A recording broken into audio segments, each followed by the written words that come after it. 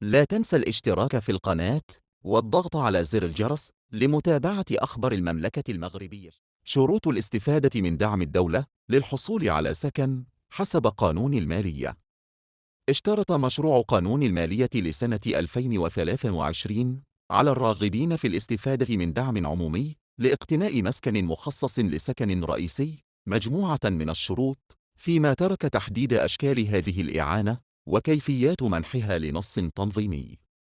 ومن الشروط التي وضعها المشروع للاستفادة من هذا الدعم أن يكون المقتني حاملاً للجنسية المغربية ولم يسبق له أن استفاد من أي امتياز ممنوح من طرف الدولة فيما يخص السكن، وأن لا يكون مالكاً عند تاريخ الاقتناء لعقار مخصص للسكن.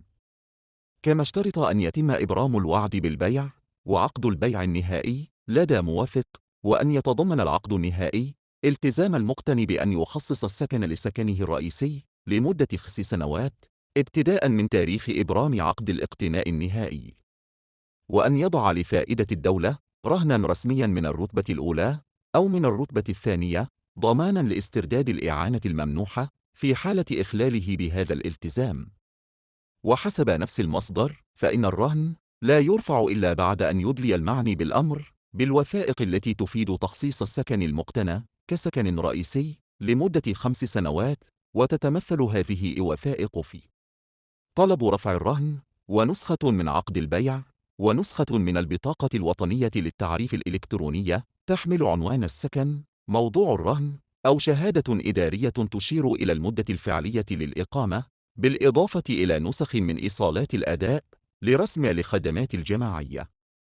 هذا وخصص مشروع قانون المالية لسنة 2023 ملياري درهم كنفقات لصندوق التضامن لدعم السكن وللسكنى والاندماج الحضري، تشرف عليه وزارة إعداد التراب الوطني والتعمير والإسكان وسياسة المدينة. لا تنسى الاشتراك في القناة وتفعيل الجرس لمتابعة أخبار المملكة المغربية الشريفة.